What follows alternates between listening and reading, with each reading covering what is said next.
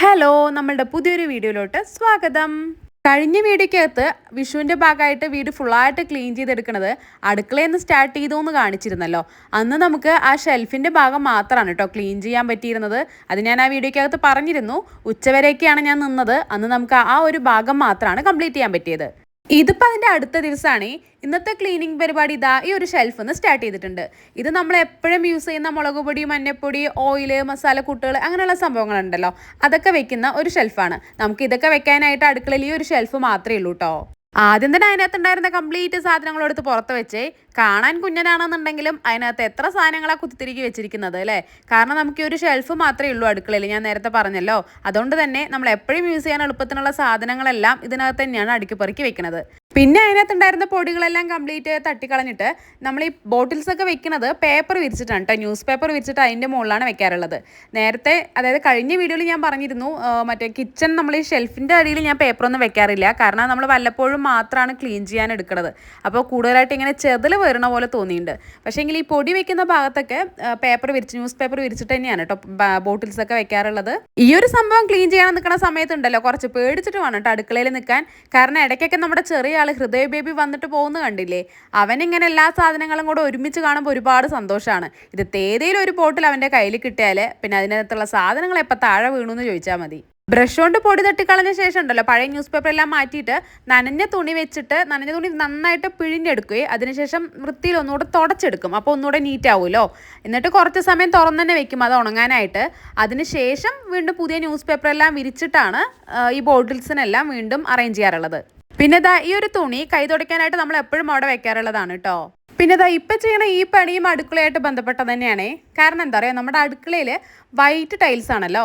അപ്പോൾ നമ്മളിങ്ങനെ പണി ചെയ്യാൻ നിൽക്കണം, അതായത് കുക്ക് ചെയ്യണ സമയത്തും പാത്രം കഴുകണ സമയത്തൊക്കെ വെള്ളമൊക്കെ വീണിട്ട് എന്തായാലും പെട്ടെന്ന് ഇങ്ങനെ അഴുക്കായിക്കൊണ്ടേയിരിക്കും. 2 നേരം തുടച്ചാലും പിന്നെയും ചളിയായിക്കൊണ്ടേയിരിക്കും. അപ്പോൾ അതുകൊണ്ട് ഞാൻ അവിടെ ഇങ്ങനെ നീളത്തിലിട്ടിരുന്ന മാറ്റാണിത്. മാറ്റ് ഇട്ട് കഴിഞ്ഞാൽ അഴുക്കാവില്ല എന്ന് മാത്രമല്ല, നമ്മൾ കുക്ക് ചെയ്യണ സമയത്തൊക്കെ നമ്മൾ കുറേ സമയം നിൽക്കേണ്ടി വരുമല്ലോ അടുക്കളയിൽ.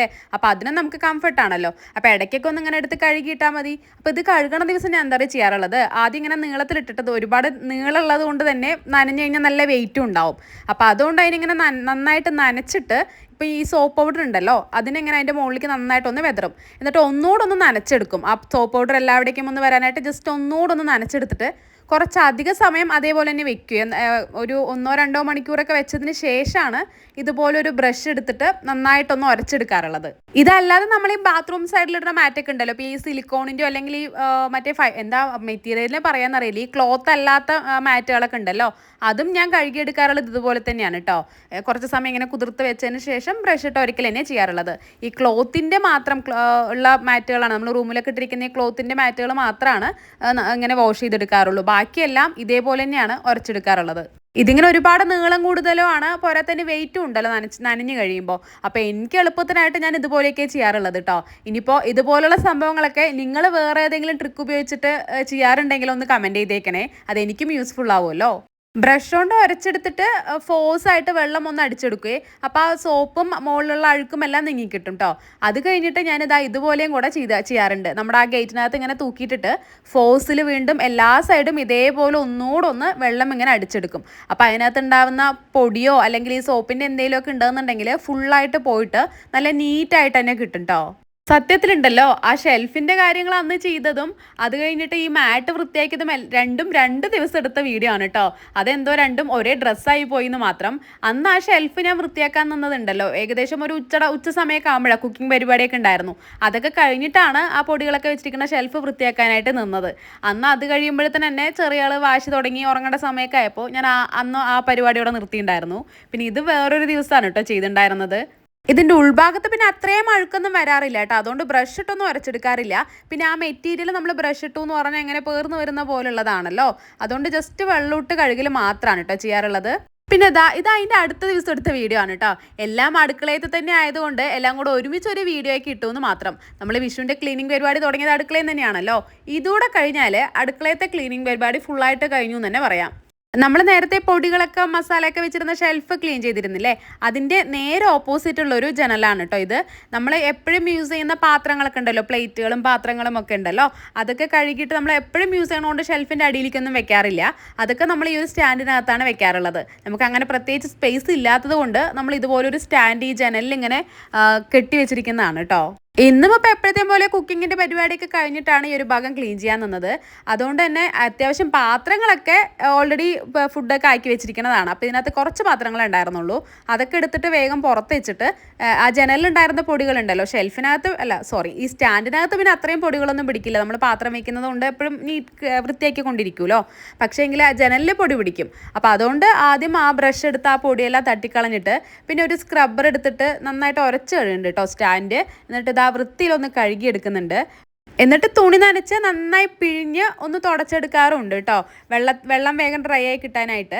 അത് കഴിഞ്ഞിട്ടാണ് പിന്നെ ജനലെല്ലാം ക്ലീൻ ചെയ്യാൻ വന്നത്. ജനലിൽ പൊടിയെല്ലാം തട്ടിക്കളഞ്ഞിരുന്നല്ലോ, പിന്നെ നനഞ്ഞ തുണി വെച്ചിട്ട് ഒന്ന് വൃത്തിയിൽ തുടച്ചുകൂടെ എടുക്കും.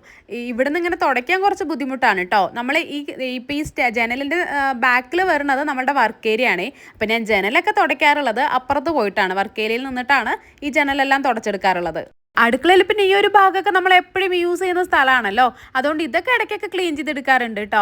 അതല്ലാതെ നമ്മൾ കഴിഞ്ഞ വീഡിയോയിൽ കാണിച്ചിരുന്നല്ലോ, സ്ലാബിൻ്റെ താഴെയുള്ള ഷെൽഫുകൾ നമ്മൾ എപ്പോഴെങ്കിലും മാത്രമായിട്ട് എടുക്കുന്ന പാത്രങ്ങളൊക്കെ വെച്ചത് കാണിച്ചിരുന്നല്ലോ. ആ ഒരു ഭാഗം മാത്രമാണ് ക്ലീൻ ചെയ്യാനായിട്ട് കുറച്ചധികം ദിവസമൊക്കെ എടുക്കാറുള്ളത്. അതുകൊണ്ട് തന്നെ അത് ക്ലീൻ ചെയ്തെടുക്കുമ്പോൾ നല്ല ബുദ്ധിമുട്ടുമാണ്. ഇത് പിന്നെ നമ്മൾ ഇടയ്ക്കൊക്കെ ചെയ്യണതുകൊണ്ട് പൊടി തട്ടിക്കളഞ്ഞിട്ട് നനഞ്ഞ തുണി വെച്ച് ജസ്റ്റ് തുടച്ചെടുക്കുക മാത്രമാണ് ചെയ്തത്. ആ സ്റ്റാൻഡ് മാത്രം ഇങ്ങനെ കുഞ്ഞു കുഞ്ഞു കമ്പികളൊക്കെ ആയിട്ടുള്ളതുകൊണ്ട് ആ സ്ക്രബ്ബർ ഇട്ട് കഴുകണത് മാത്രം ഒരു ടാസ്ക് തന്നെയാണ്. അത് കഴിഞ്ഞാൽ പിന്നെ വേഗം എല്ലാം പെട്ടെന്ന് തന്നെ തീർന്നു കിട്ടും. ഈ ജനലിൻ്റെ കോർണറിലായിട്ട് 2 ബോട്ടിൽ ഞാൻ മണി പ്ലാന്റ് വെച്ചിട്ടുണ്ട് കേട്ടോ. അതുമാത്രമല്ല നമ്മൾ ഈ ഹാൻഡ് വാഷും ലിക്വിഡൊക്കെ ഉണ്ടല്ലോ, നമ്മൾ സോപ്പ് കൊണ്ടാണ് കൂടുതൽ പാത്രങ്ങളും കഴുകാറുള്ളത്. എന്നാലും നമ്മൾ ചിലതിനൊക്കെ നമുക്ക് ഈ ലിക്വിഡ് ആവശ്യമുണ്ടല്ലോ. അപ്പോൾ ആ ലിക്വിഡും ഹാൻഡ് വാഷ് പിന്നെ ഈ സിങ്കൊക്കെ കഴുകുന്ന ബ്രഷൊക്കെ കൂടിയിട്ട് ഒരു പ്ലാസ്റ്റിക് ബോക്സിനകത്താക്കിയിട്ട് അത് ഞാൻ ഈ ജനലിൻ്റെ മുകളിലാണ് വെക്കാറുള്ളത്. അപ്പോൾ ആ ഭാഗങ്ങളൊക്കെ ഒന്ന് കഴുകി സ്ക്രബ്ബർ കൊണ്ട് തന്നെ കഴുകിയെടുക്കുന്നുണ്ട്. ഇതാ നമ്മൾ ഫുഡൊക്കെ വാങ്ങിക്കുമ്പോൾ കിട്ടുന്ന ഒരു കണ്ടെയ്നർ ഉണ്ടല്ലോ, അതിനകത്താണ് കേട്ടോ ഞാൻ ഈ ഹാൻഡ് വാഷും ലിക്വിഡൊക്കെ വെക്കാറുള്ളത്. അതുപോലെ നമ്മൾ ഈ പാത്രം കഴുകുന്ന സൈഡിലായതുകൊണ്ട് തന്നെ ഈ മണി പ്ലാന്റ് വെച്ചിരിക്കുന്ന ബോട്ടിലൊക്കെ ചിലപ്പോൾ ഇങ്ങനെ സോപ്പിൻ്റെ വെള്ളമൊക്കെ തെറിച്ചിട്ട് ഇങ്ങനെ അടയാളമായിട്ട് നിൽക്കും. അപ്പോൾ ഇങ്ങനെ ഡീപ്പ് ക്ലീൻ ചെയ്യുന്ന ദിവസം ആ ബോട്ടിൽസും വൃത്തിയിലൊന്ന് കഴുകിയിട്ട് വീണ്ടും അവിടെ വെക്കും. ആദ്യം തന്നെ ഈ സ്റ്റാൻഡ് കഴുകി തുണി കൊണ്ട് തുടച്ച് വെച്ചിട്ടാണല്ലോ പിന്നെ ജനലും ബാക്കി സംഭവങ്ങളൊക്കെ ക്ലീൻ ചെയ്യാൻ നിന്നത്. അതുകൊണ്ട് ആ സമയം കൊണ്ട് തന്നെ ഇതിനകത്തുണ്ടായിരുന്ന കുഞ്ഞു നനവൊക്കെ ഉണങ്ങി കിട്ടിയിട്ടുണ്ട് കേട്ടോ. ഇനിയിപ്പോൾ അന്ന് ഞാനെടുത്ത് പുറത്ത് വെച്ചിരുന്ന പാത്രങ്ങളെല്ലാം വീണ്ടും അടുക്കി പെറുക്കി വെക്കുന്നുണ്ട്. ഈ ഒരു ഭാഗം കൂടെ കഴിഞ്ഞപ്പോഴത്തേനും വിഷുവിന്റെ ഭാഗമായിട്ടുള്ള ക്ലീനിങ്ങിലത്തെ അടുക്കളയിലുള്ള പരിപാടി കഴിഞ്ഞിട്ടുണ്ടേ. അപ്പോൾ നമ്മളുടെ ഇന്നത്തെ വീഡിയോ ഇഷ്ടപ്പെട്ടാൽ ലൈക്ക് ചെയ്യാനും നിങ്ങളുടെ അഭിപ്രായങ്ങൾ കമന്റ് ചെയ്യാനും വിട്ടുപോകല്ലേ. വീണ്ടും മറ്റൊരു വീഡിയോയിൽ കാണും വരേക്കും ബൈ.